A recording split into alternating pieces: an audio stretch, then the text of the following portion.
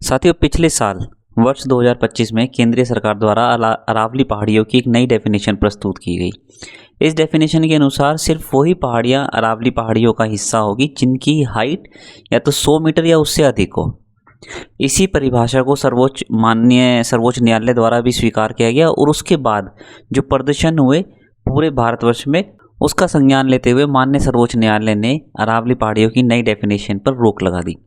इसका सबसे बड़ा कारण ये था कि ये जो नई डेफिनेशन थी उसमें सिर्फ उन्हीं पहाड़ियों को अरावली माना जाना था जो आसपास के एरिया से 100 मीटर से अधिक की ऊंचाई हो, और इस कारण से 90% जो अरावली पहाड़ियाँ थी वो नई डेफिनेशन के अनुसार वो अरावली पहाड़ियाँ नहीं होती, और क्योंकि वो अब अरावली नहीं होती तो वो खनन के लिए प्रस्तुत रहती। यानी कि अब खनन बिजनेस वाले उन पहाड़ियों में खनन स्टार्ट कर सकते थे। देश भर में हो रहे प्रदर्शनों का ध्यान रखते हुए सुप्रीम कोर्ट ने सबसे पहले उस डेफिनेशन पर रोक लगाई और फिर अपनी एमिकस क्यूरी को इस बात का जिम्मा दिया कि वो इसमें फैक्ट फाइंडिंग का काम करें और जो इसमें तथ्य हैं उनको सुप्रीम कोर्ट के सामने लाएं।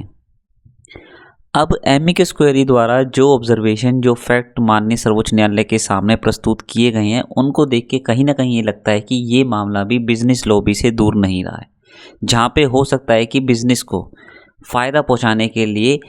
अरावली पहाड़ियों की डेफिनेशन को रियल कंसिडरेशन दिया ही नहीं गया जो अरावली पहाड़ियाँ डिज़र्व करती हैं। और इस संबंध में सबसे पहली ऑब्जर्वेशन जो एमिकस क्वेरी ने माननीय सर्वोच्च न्यायालय के सामने रखी वो ये थी कि इस डेफिनेशन को अडॉप्ट करते हुए फॉरेस्ट सर्वे ऑफ इंडिया की रिकमेंडेशन को ध्यान ही नहीं रखा गया। और इसी के साथ एक और चौंकाने वाली बात इसमें निकल के आई कि ये जो नई डेफिनेशन थी जिसको केंद्रीय सरकार द्वारा प्रस्तुत किया गया था, उस परिभाषा को कभी भी सुप्रीम कोर्ट की सेंट्रल एम्पावर्ड कमेटी द्वारा एक्सेप्ट ही नहीं किया गया, उसको अप्रूवल ही नहीं मिली थी। अब ये सेंट्रल एम्पावर्ड कमेटी एक कमेटी है जिसको माननीय सर्वोच्च न्यायालय द्वारा स्थापित किया गया है और वो उन केसेस में काम करती है जो एनवायरनमेंट से रिलेटेड जजमेंट होते हैं कि उनकी जो कंप्लायंस है वो पूरी तरीके से की जा रही है, यानी तो उसका जो वॉच है वो सेंट्रल एम्पावर्ड कमेटी करती है।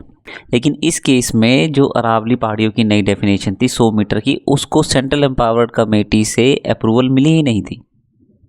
और अपनी रिपोर्ट में एमिकस क्वेरी ने साफ साफ कहा है कि जो एनवायरनमेंट सेक्रेटरी है उन्होंने पूरी तरीके से फॉरेस्ट सर्वे ऑफ इंडिया के भी जो रिकमेंडेशन थी उसको पूरी तरीके से नकार दिया। फॉरेस्ट सर्वे ऑफ इंडिया ने जो रिपोर्ट 22 सितंबर 2025 की जो रिपोर्ट थी, उस रिपोर्ट में जो सजेशन उन्होंने दिए थे उनको कम्प्लीटली इग्नोर किया गया।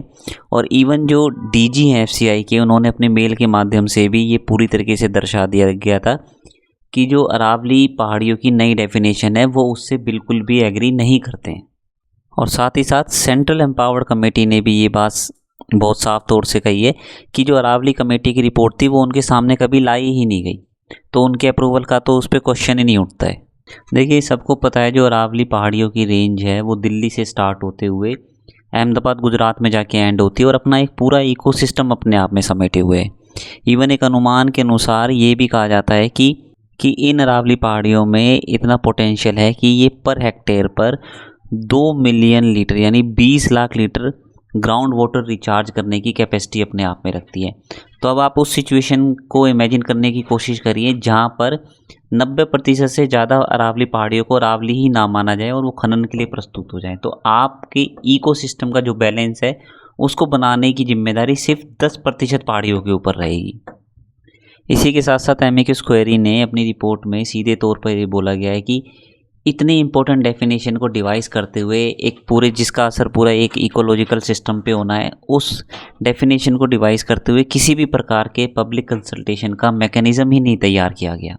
और इन सब तथ्यों को ध्यान में लगता है कि अरावली पहाड़ियों की सिर्फ वो डेफिनेशन तैयार करके सौंपी गई जो डेफिनेशन माइनिंग के लिए सबसे ज़्यादा उपयुक्त थी। और इसी कारण ये माना जा सकता है कि इन अरावली पहाड़ियों का जो पूरा अपना इकोसिस्टम है वो भी कहीं ना कहीं बिजनेस लॉबी की भेंट चढ़ते चढ़ते रह गया है। अब इसी समस्या का निदान करते हुए एमिकस क्वेरी ने अपनी रिपोर्ट में ये भी प्रपोज किया है कि अरावली पहाड़ियों की अगर कोई नई डेफिनेशन फाइंड आउट करनी है कि किन पहाड़ियों को अरावली माना जाए, तो उसके लिए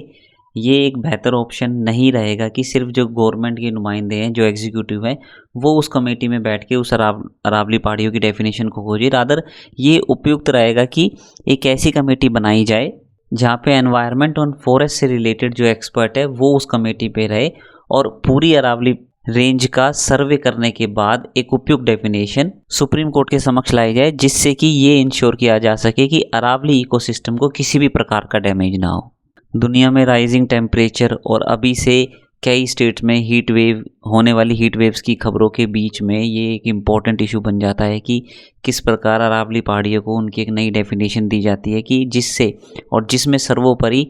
बिजनेस इंटरेस्ट को ना रखते हुए वहाँ के इकोलॉजिकल सिस्टम को वो इम्पोर्टेंस दी जाए जो जिसको वो डिज़र्व करते हैं। तो देखते हैं आने वाले समय में इस मामले में सुप्रीम कोर्ट द्वारा किस तरीके का डिसीजन लिया जाता है और नई डेफिनेशन क्या होती है जो बिना इकोसिस्टम को ताक पे रखे हुए अरावली पहाड़ियों को संरक्षित रख सके।